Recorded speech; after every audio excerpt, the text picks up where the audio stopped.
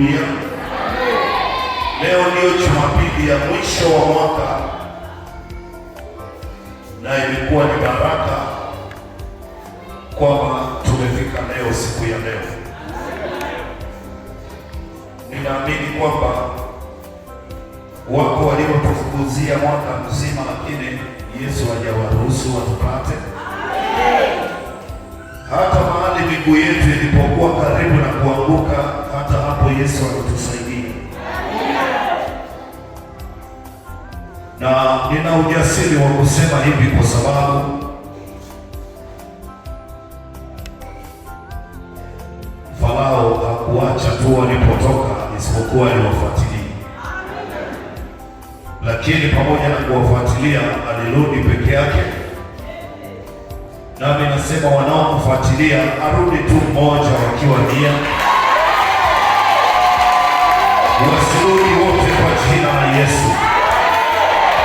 Waliokufuatilia mwaka mzima wasibaki salama, wasirudi wote, wasirudi wote. Wote waliokuwa na kufuatia roho yako wasirudi wote, arudi tu hata mmoja kupeleka taarifa kwamba una Mungu. Nasema tena, waliokufuatia wasirudi wote, waliofuatia watoto wako wasirudi wote. Bwana wapunguze idadi yao, Bwana wapunguze idadi yao, Bwana wapunguze idadi yao, ili waliobaki kule wakajuzwe habari za Mungu uliye naye. Leo ni siku muhimu sana na ni siku nzuri ya baraka. Tunafunga hesabu ya Jumapili za mwaka huu. Kwa hiyo leo ifanye kuwa ibada special na tutakuwa na maombi special, lakini pia lazima uachilie sadaka special. Vitu hivi hutembea pamoja. Kama hilo litakukwaza, wewe utakuwa sio wa familia hiyo, kwa sababu wana amani sana nyingi tu, tena mpaka zinabaki wale tu wanaoshika maelekezo ya kiungu. Haleluya! Kwa wageni ni wakaribishe. Naitwa Charles, jina lingine. Pengine umekuwa unasikia kwa namna vile umesikia, au pengine hata hujasikia, lakini karibuni sana. Hii ni familia ya Yesu, familia ya urejesho. Kufika kwako leo sio bahati. Kwanza na shukrani,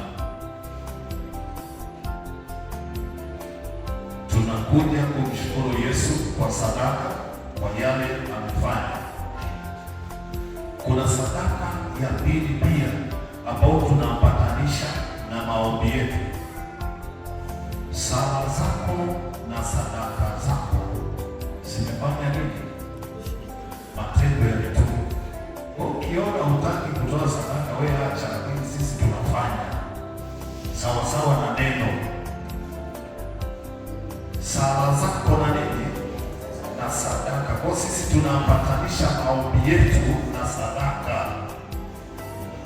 Wewe ukikwazika, kaa kushoto, maana ndivyo mbuzi wanakaaga.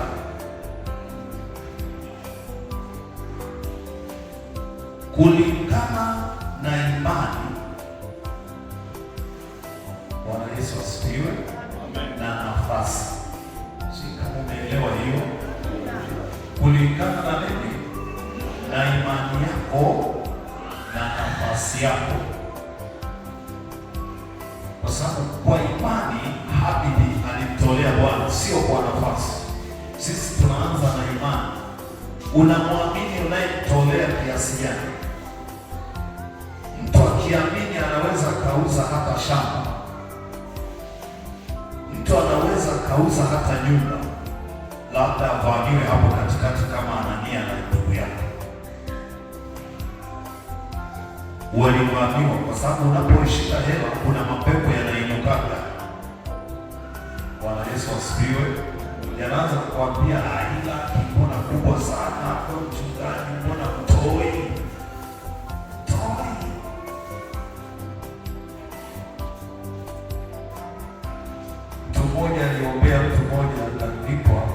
mamilioni ya fedha.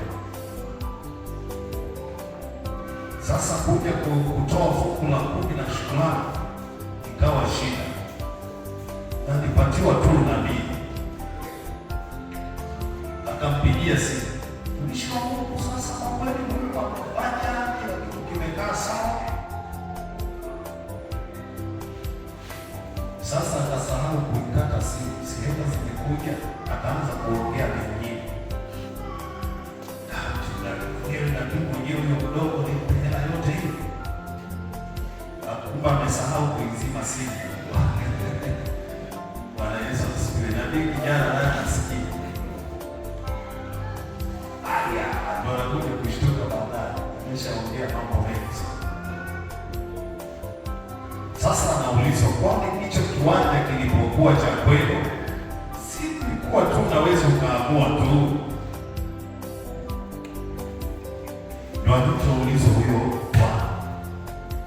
Mke wake naye alikuwa anamalizia chapati, akaja na yeye anamwambia fulani, wamepatana uongo. Yaani unaposhika hela, kuna mapepo fulani wewe anakuja ya umaskini.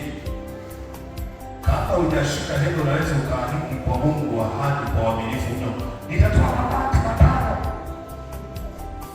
Ukishika hela, pengine bila tosha mabati 5, unaanza kuiweka mafungu. Mabati 5 na pesa kwa familia. Mifuko ya stage na pesa kwanza moja. Hakuna unayekwepa. Yaani hapo ni mapepo ya umaskini yamekuvaa. Na yanataka yakuvurugie kila kitu kwa sababu ya kutokuwa mwaminifu. Maana wapandao wakati mwingine wanapanda kwa machozi kabisa, lakini ndio napanda. Bwana Yesu.